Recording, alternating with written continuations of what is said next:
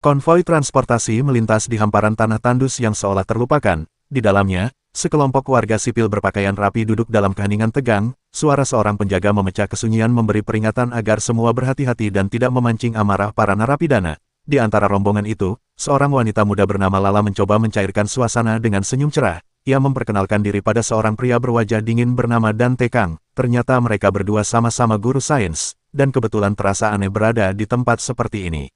Beberapa guru lain ikut bergabung, termasuk seorang guru etika yang kelasnya wajib diikuti semua siswa. Suasana yang semula tegang perlahan mencair seiring mereka saling mengenal. Satu orang dengan wajah gelisah, matanya menatap jauh, mempertanyakan bagaimana mereka semua bisa berakhir di sini. Tujuan perjalanan mereka akhirnya terungkap. Falkland, penjara terbesar di dunia, tempat yang dijuluki neraka di bumi. Lala mencoba menertawakannya sambil berkata, apa yang salah dengan sebuah penjara? Namun pria berwajah muram itu tetap ragu dan bertanya, apakah mereka tahu asal-usul penjara itu? Ia mulai menceritakan kisah tentang meteor raksasa yang jatuh di tempat ini 50 tahun yang lalu.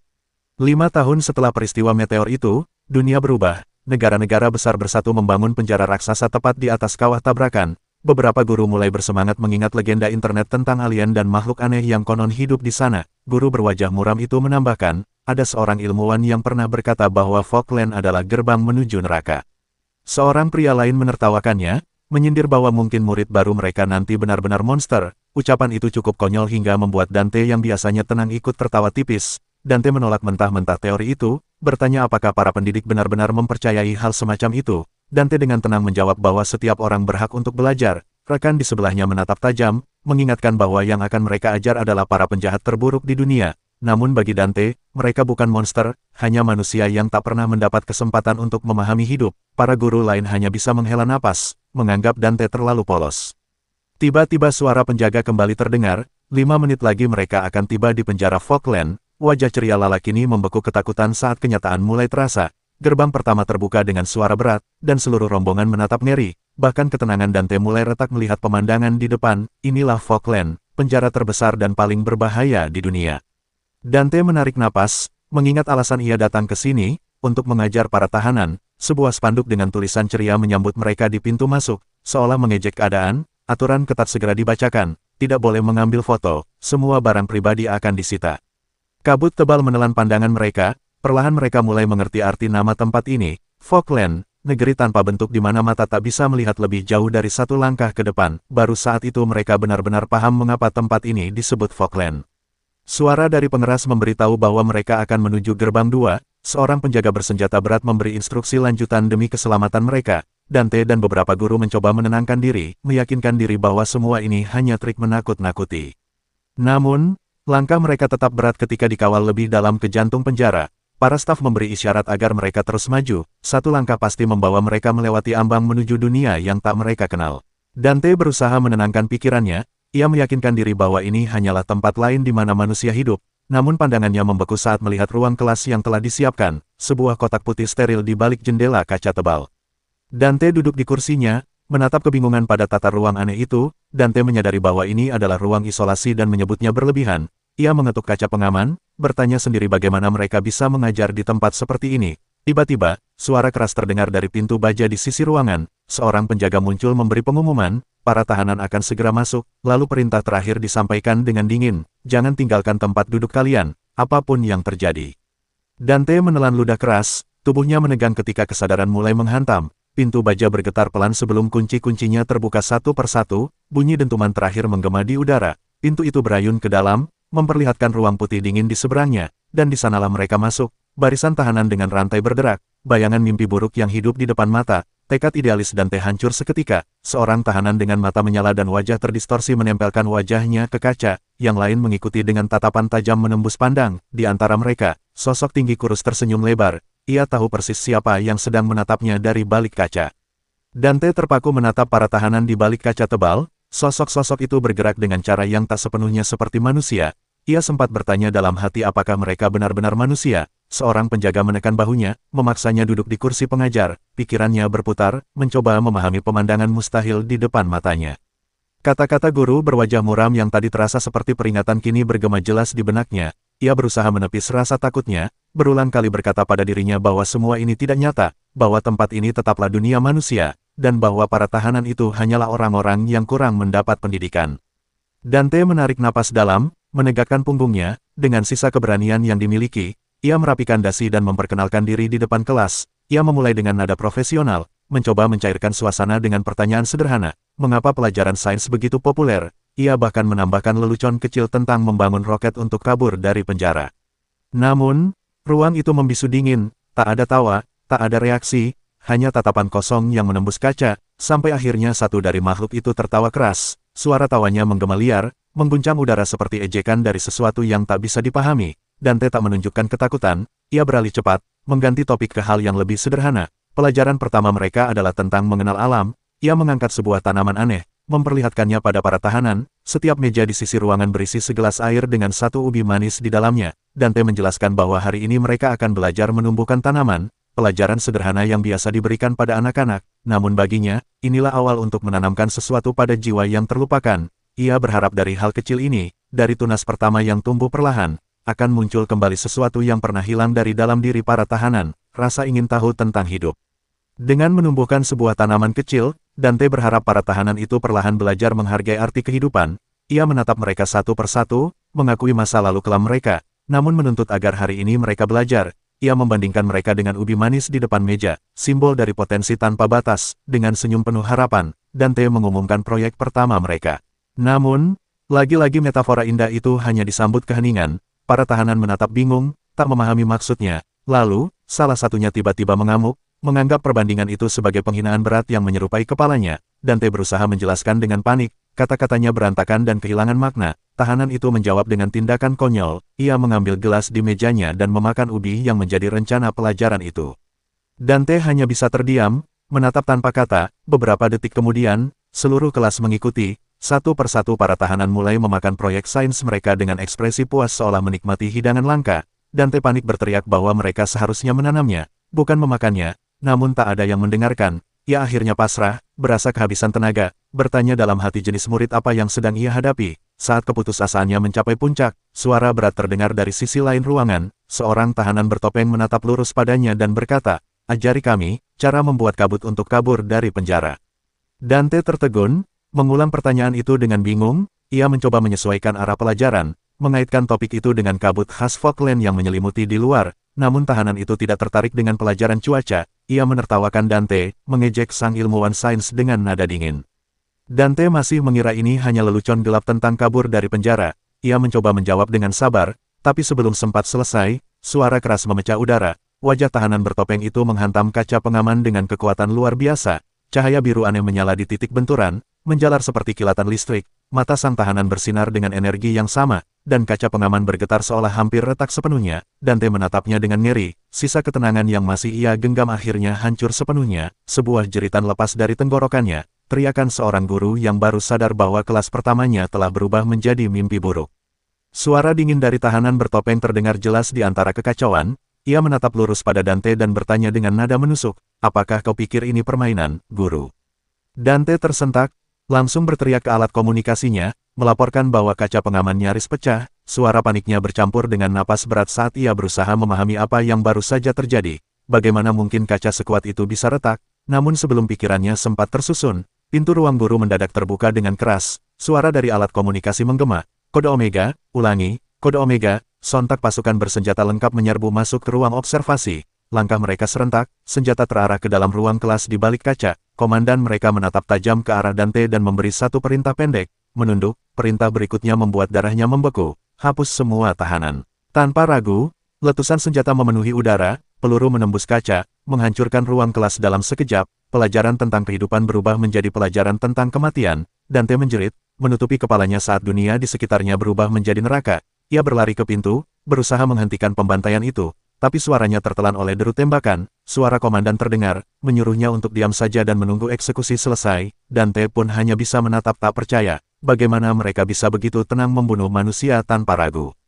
Salah satu penjaga tertangkap oleh tahanan bernomor 0901.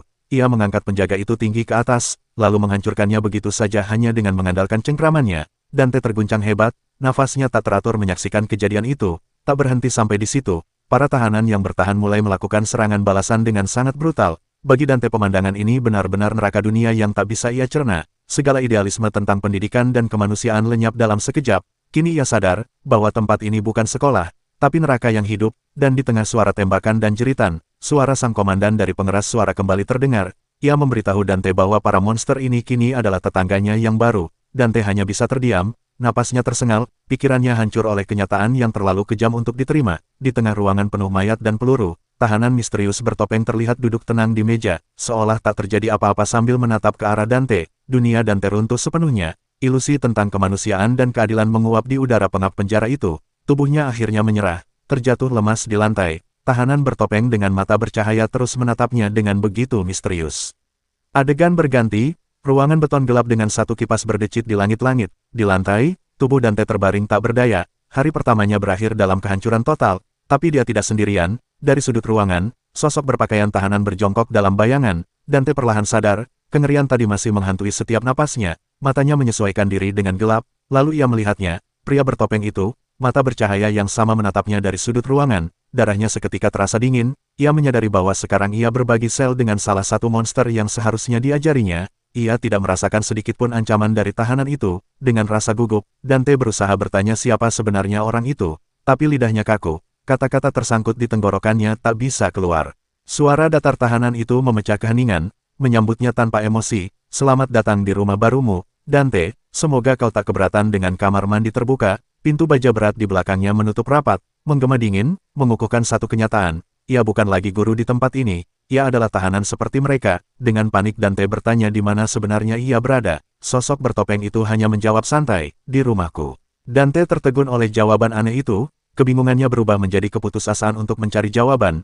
Ia menatap tahanan 0182 dengan pandangan kosong, kenyataan mulai menghantam pikirannya. Semua ingatan berputar cepat, mencoba memahami kekacauan yang membawanya ke tempat ini. Ia teringat pada perintah terakhir para penjaga, sebuah perintah fatal untuk menembaki para tahanan, tapi rencana itu berbalik menghancurkan mereka sendiri. Dalam sekejap, para tahanan berbalik menguasai situasi, ruang kelas berubah menjadi medan pembantaian, kekacauan dan darah memenuhi setiap sudut. Dalam ketakutan yang menelan, ingatan terakhir Dante hanyalah tubuhnya yang roboh ke dalam kegelapan. Kini, di dalam sel kotor yang suram, rekan sekamarnya bergerak dengan tenang, terlalu tenang untuk ukuran seorang monster. Dante bertanya apakah mereka benar-benar berada di dalam penjara. Dante menatap tajam, menuntut penjelasan. Ia sadar pada kemungkinan mengerikan. Mungkin pria bertopeng inilah yang membawanya ke tempat ini. Namun makhluk itu tidak peduli pada emosi. Perhatiannya hanya tertuju pada satu hal, ubi manis dari kelas tadi. Wajah Dante membeku, tak mengerti apa yang sedang terjadi. Permintaan sang tahanan begitu sederhana namun gila. Ia ingin diajari cara menanam ubi itu. Dante terdiam, bahkan udara di sekitarnya terasa hampa. Ia mengingat kata-katanya sendiri. Keyakinannya bahwa kejahatan hanya lahir dari ketidaktahuan, tapi kini ia sadar, pemikirannya rapuh dan naif, segala logika yang ia pegang runtuh, tak mampu menampung absurditas yang ia hadapi, dan di titik itu, Dante akhirnya meledak, marah karena dirinya dilempar ke dalam neraka hanya demi sepotong umbi tanah. Akhirnya, sesuatu di dalam pikirannya retak sepenuhnya, ia mulai percaya bahwa guru etika itu benar sejak awal, makhluk-makhluk ini membunuh tanpa alasan, dan ia yakin dirinya adalah korban berikutnya. Tatapannya panik, berpindah ke tangan rekan selnya yang memegang sesuatu tersembunyi. Pikiran Dante berputar liar, membayangkan kemungkinan terburuk, sebuah pistol, pisau, atau senjata apapun. Ketakutan mendorongnya untuk bertindak. Dengan sisa keberanian yang dipaksakan, ia menerjang pria bertopeng itu. Tubuh sang tahanan terhempas ke belakang. Dante segera menggenggam leher tahanan itu, menekannya ke lantai dengan kekuatan tak terduga. Untuk sesaat, ia merasa mampu mengatasinya. Ia meyakinkan diri bahwa tahanan ini berbeda dari monster-monster di kelas tadi. Ia hanya perlu tetap tenang, fokus pada satu tujuan, merebut benda di tangan kanan tahanan itu. Namun saat ia memutar tubuh tahanan itu dengan paksa, Dante terkejut, karena ternyata tangan kanan tahanan itu sudah hilang. Dante segera mengikat tangan lainnya untuk memastikan keamanannya. Tahanan itu tetap santai dan tenang, ia bahkan meminta maaf atas kekerasan yang terjadi. Namun nada suaranya mengandung sindiran. Ia menyalahkan Dante karena kebodohannya sendiri yang membuatnya diculik dan terjebak di penjara ini. Dan yang paling absurd, setelah semua itu, makhluk itu masih menanyakan hal yang sama. Ia hanya ingin tahu bagaimana cara menanam ubi manis. Dante sudah muak. Ia menolak mentah-mentah untuk mengajari makhluk seaneh itu. Ia menyuruhnya mencari makanan lain dan bersiap meninggalkan sel ini. Ia berdiri di depan pintu besi, mencoba menebak jadwal penjaga yang lewat. Pandangannya menembus celah kecil di pintu, yakin ada petugas yang sedang berpatroli. Namun yang ia lihat membuat napasnya terhenti. Di luar sana, tidak ada apa-apa, hanya ada kabut tebal yang menelan seluruh dunia penjara ini. Dante mengguncang pintu keras-keras sambil berteriak minta tolong. namun suaranya lenyap ditelan keheningan yang pekat. Tiba-tiba, terdengar suara berat berderit dari engsel besi tua. Pintu itu terbuka dengan sendirinya. Ia menatapnya tak percaya. Jantung berdegup cepat. Apakah ini jebakan? Dengan langkah ragu, ia keluar dari sel itu. Heran mengapa pintu neraka bisa terbuka begitu mudah. Di luar, yang ia temukan bukan koridor penjara biasa, sebuah jalan sempit yang panjang membentang di tengah kabut tebal, di sekelilingnya hanya tembok beton menjulang dan bayangan kelabu tanpa ujung. Dante mulai sadar bahwa tempat ini bukan sekedar penjara, ia sedang berdiri di tengah kota yang luas dan tak berujung, sebuah dunia kelam yang dibangun dari keputusasaan. Pikirannya runtuh, menolak untuk menerima kenyataan. Ia berteriak histeris, meyakinkan diri bahwa ini tidak mungkin sebuah penjara. Ia berteriak pada rekan selnya dan menuntut penjelasan. Namun sebelum sempat melanjutkan, sebuah tangan menutup mulutnya. Tahanan bertopeng itu berdiri di belakangnya, tampak lelah dengan semua teriakannya. Dengan suara datar, ia memberi peringatan yang dingin, "Kau tidak bisa pergi dari sini, jadi diamlah, dan bertahan hiduplah." Dante menatap ke bawah, ke arah pemukiman kusam yang membentang seperti labirin. Ia tak habis pikir bagaimana seseorang bisa hidup di tempat seburuk ini. Dengan putus asa, ia mencengkeram baju tahanan itu dan berseru bahwa dirinya bukan kriminal. Ia orang baik, warga taat hukum, bukan sampah masyarakat seperti mereka. Kesombongannya masih utuh, bahkan di tempat seperti ini. Di saat itu juga, bayangan besar muncul di hadapan mereka. Sosok raksasa dengan dada bergetar oleh amarah yang ditahan. Wajahnya tersembunyi di balik tudung gelap, namun mata-mata itu menyala dingin menatap Dante dengan kebencian yang membekukan udara. Dante panik, mencoba menjelaskan bahwa hinaannya hanya ditujukan pada rekan satu selnya. Tahanan bertopeng itu menatap ke atas, wajahnya hanya sejengkal dari Dante. Suaranya menekan dan dingin, menyebut tahanan raksasa itu dasar babi dan menuntut tahu apa yang sedang dia tatap. Dante panik dengan ejekan menantang itu, namun sudah terlambat. Sosok raksasa di depan mereka sontak mengangkat tinjunya. Dalam sekejap, tinju sebesar batu meluncur ke udara dan menghantam wajah Dante dengan suara keras, membuatnya terpental keras ke tanah. Beberapa saat kemudian, tahanan bertopeng duduk tenang di samping tubuh Dante yang terkapar.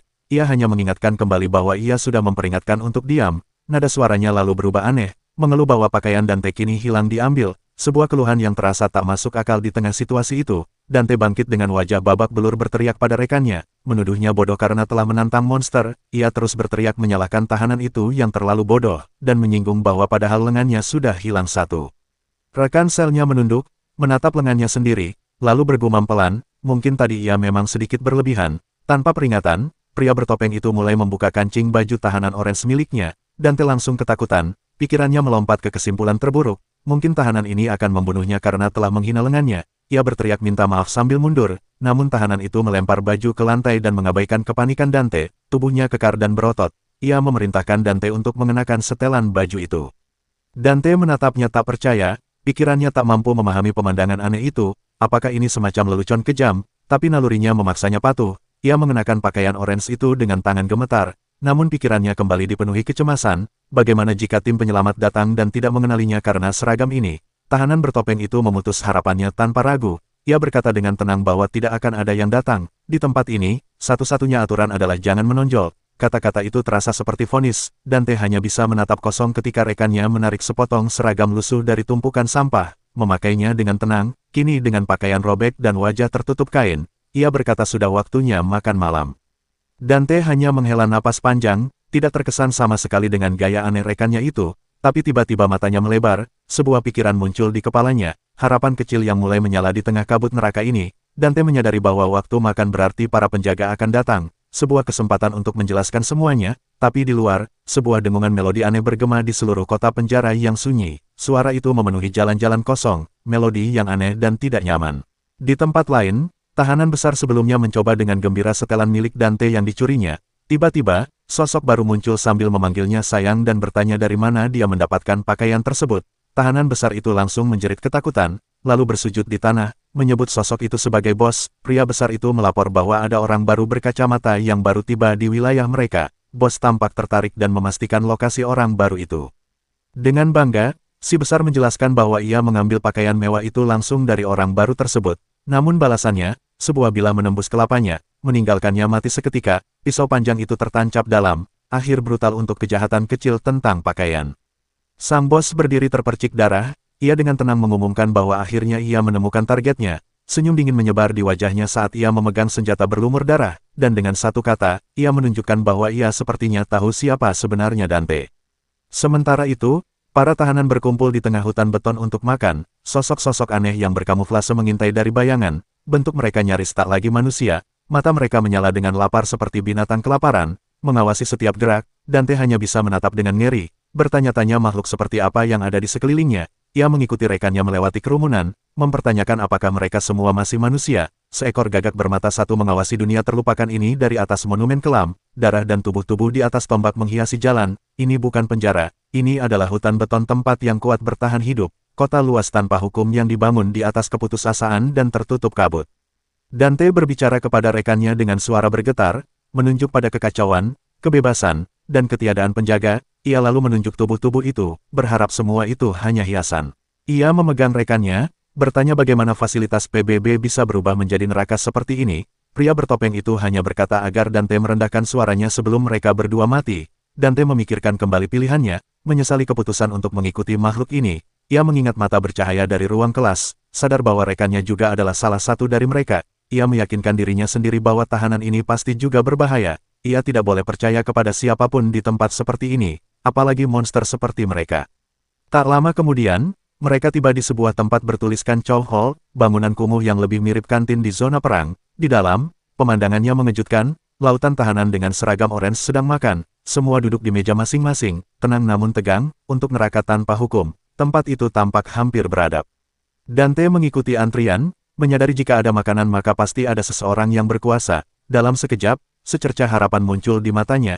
Ia melihatnya, seragam penjaga, bukti bahwa otoritas masih ada di dunia gila ini. Seorang pria berseragam penjaga berdiri dengan wajah tersembunyi di balik bayangan, tampak seperti simbol keteraturan di dunia yang kacau. Mata Dante melebar dengan lega, yakin bahwa keselamatannya telah tiba. Ia menenangkan diri, mencoba bersikap sopan agar terlihat tidak bersalah.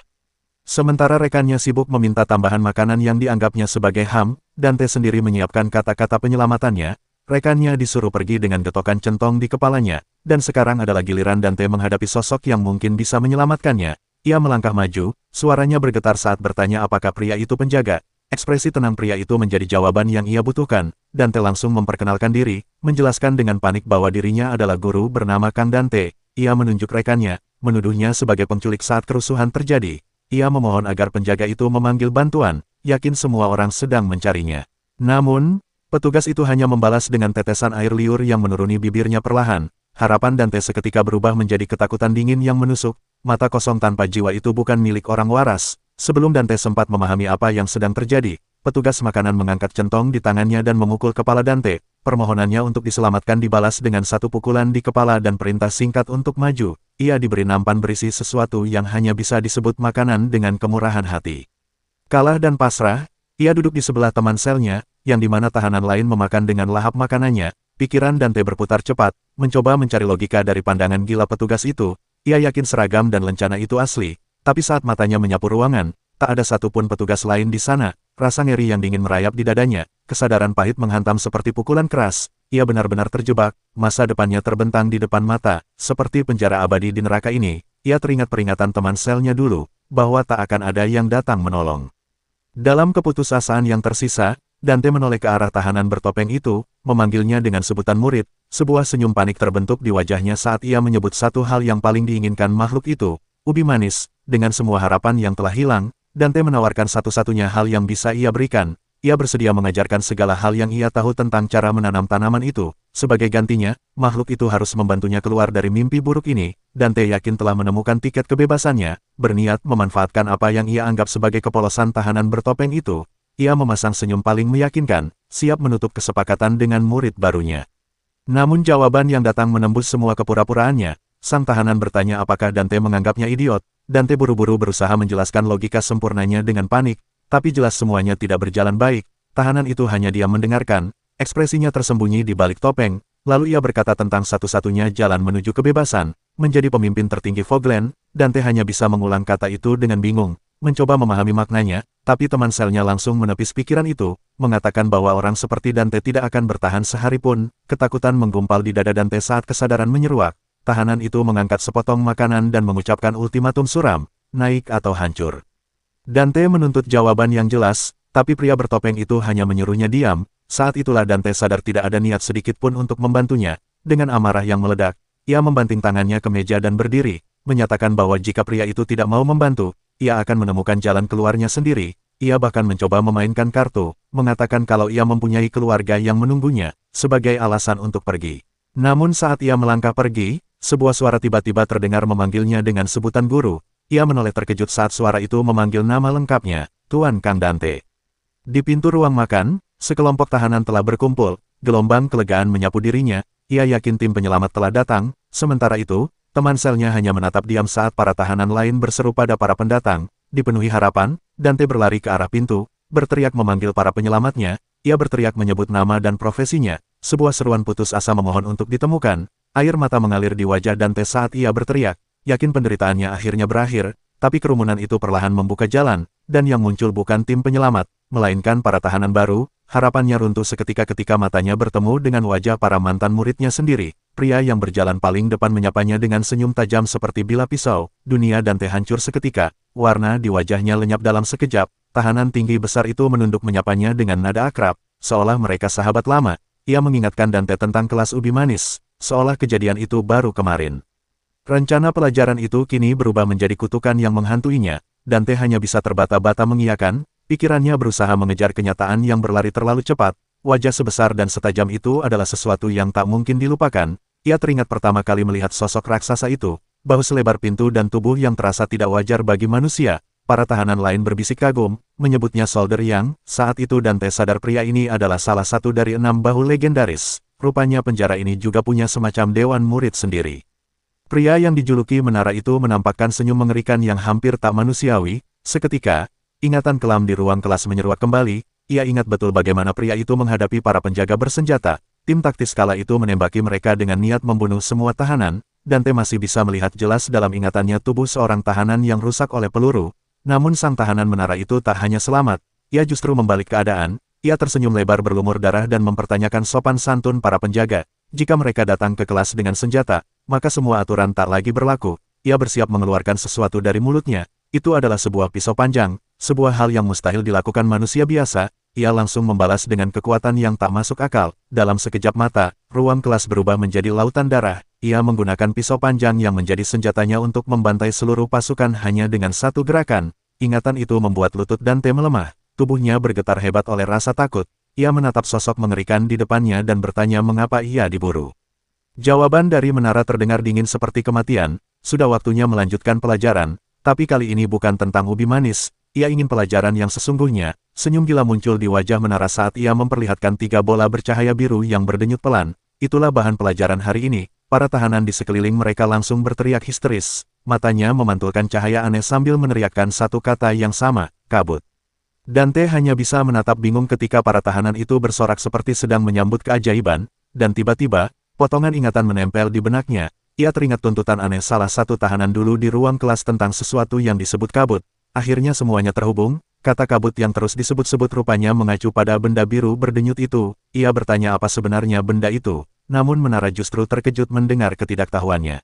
Monster itu berteriak dengan marah, tak percaya bahwa seorang guru sains bisa sebodoh itu terhadap sesuatu yang begitu jelas di depan matanya. Dante berusaha menjelaskan dengan panik bahwa ia belum pernah melihat hal semacam ini sebelumnya, bahwa benda itu tidak ada di kurikulum manapun. Menara itu mengungkap bahwa ia datang hanya untuk belajar tentang kabut darinya. Kebenaran yang mengerikan perlahan tenggelam dalam pikirannya. Mereka tidak sekedar menemukannya, mereka membawanya ke tempat ini dengan sengaja. Tapi menara hanya menepis kebingungannya, mencengkeram keras seragam orange Dante dan mendorong bola bercahaya itu ke arah mulutnya. Pelajaran akan dimulai sekarang. Dante hanya bisa menatap benda itu dengan mata kosong. Bola itu berdenyut pelan seperti makhluk hidup, dan ketakutan membuat tubuhnya kaku. Menara memaksa benda itu melewati giginya yang terkatup. Para tahanan lain menonton dengan tatapan kosong. Air liur menetes di sudut mulut mereka. Dalam keputusasaan, Dante mendorong raksasa itu menjauh. Bola-bola cahaya itu terlepas dari genggamannya dan memantul ke lantai, bergulir di antara kaki para tahanan. Seketika, seluruh ruang makan menjadi hening. Puluhan pasang mata bercahaya biru menatap ke arahnya. Seorang tahanan tua menatap kabut yang jatuh itu dengan wajah putus asa. Lalu semua berubah jadi kegilaan. Mereka berhamburan seperti serigala lapar, saling menerkam demi butiran kabut yang jatuh. Dante hanya bisa menatap dengan ngeri. Menyadari kesalahannya, ruang makan berubah menjadi ladang pembantaian. Teriakan dan suara tubuh yang ditindih bergema di udara. Menara menjelaskan dengan nada datar bahwa di tempat ini, semua orang menginginkan kabut. Ia menyebutnya berkah para dewa, lebih berharga dari emas. Seorang pria tua berhasil menelan sebagian kecil kabut itu, dan seketika tubuhnya memancarkan cahaya biru aneh. Tapi kebanggaan itu tak berlangsung lama. Para tahanan lain menerkamnya, merusak tubuhnya hingga hancur demi mendapatkan kabut yang kini mengalir di dalam dirinya. Namun di tengah kekacauan, wajah pria tua itu justru tampak damai. Senyumnya lembut, seolah rasa sakitnya lenyap bersama kewarasannya. Dunia ini sudah benar-benar gila. Sang menara menatap pemandangan itu sambil terkekeh. Ia menjelaskan bahwa semakin banyak kabut yang dimiliki seseorang, semakin besar kekuatan yang akan didapat, hampir setara dengan dewa. Menara menunjuk gigi Dante yang terdapat sisa cahaya biru, lalu bertanya pada Dante apakah ia tertarik. Tubuh Dante seketika bergetar hebat. Energi biru itu ternyata masuk sedikit ke tubuhnya dan mengalir di nadinya, membuat tubuhnya menolak secara liar. Ia jatuh berlutut, memuntahkan isi perut di lantai, tubuhnya gemetar, matanya kosong. Ia memohon untuk dipulangkan, suaranya nyaris tak terdengar, tapi menara hanya menatapnya datar, tak tergerak sedikit pun. Dante berteriak bahwa dirinya hanya seorang guru, bukan ilmuwan yang bisa menciptakan benda seperti ini. Menara menyela dengan seenaknya, menyebut bahwa ia pernah melihat hal seperti ini di drama televisi. Ia menganggap itu bukti yang cukup. Dante akhirnya meledak, menjerit bahwa dirinya hanya guru sekolah menengah biasa, bukan jenius seperti yang mereka kira. Sang menara mendekat dengan tatapan marah. Ia menuduh Dante tak berguna, hanya pecundang yang berlindung di balik alasan. Amarahnya memuncak. Ia mengambil pisaunya dari mulutnya, bersamaan dengan energi biru yang keluar, menyebar ke udara seperti racun. Ia mengangkat pisaunya dengan senyum gila, menatap Dante dan berkata dengan dingin, bahwa ternyata sang guru ini hanyalah penemuan yang sia-sia. Kata-kata itu menghantam Dante seperti peluru. Dalam sekejap, masa lalunya menyeruak. Ia kembali mendengar suara orang tuanya yang dulu menyebutnya aib keluarga. Hanya karena memilih menjadi guru, mereka berkata mengajar itu pekerjaan rendahan, tak layak bagi darah bangsawan seperti mereka. Dan di antara hinaan itu, kakaknya mencoba membela, bertanya apa salahnya jadi guru. Kenangan berganti cepat, meja makan keluarga yang dingin, tatapan tanpa emosi. Mereka membicarakan 6 tahun kegagalannya dengan nada menghina. Ayahnya adalah sosok besar yang dihormati dunia, ibunya, ahli hukum bergelar doktor, dan kakaknya, jenius muda yang sudah memimpin tim internasional. Semua sempurna, kecuali dia. Di sekolah, ia dihormati dan disegani, tapi di rumah, ia tak berarti apa-apa, hanya bayangan kecil yang terus ditundukkan oleh tekanan keluarga. Ingatan makan malam itu berputar jelas. Ayahnya mempertanyakan tawaran kerja aneh dari penjara internasional. Kakaknya yang begitu misterius menjawab dengan rasa puas, menyebutnya proyek PBB bergaji tinggi. Katanya, Fogland adalah tempat luar biasa bagi orang-orang paling gila di dunia. Tapi bahkan saat itu, jawaban Dante tetap sama. Di sana tetap ada manusia yang hidup, bukan sekedar monster yang gila. Ibunya sempat bertanya mengapa ia harus pergi sejauh itu. Ayahnya, sosok dengan wibawa yang menekan, menuntut alasan di balik keputusannya. Dante hanya bisa berkeringat bingung, tidak mengerti mengapa mereka begitu menentangnya. Ia mencoba menjelaskan pandangannya, bahwa memberi kesempatan bagi orang lain untuk belajar adalah hal yang mulia. Namun tanggapan kakaknya hanyalah semburan anggur merah, tawa mengejek yang disamarkan sebagai candaan. Ia berpura-pura meminta maaf karena menumpahkan minuman, seolah semuanya adalah lelucon baginya.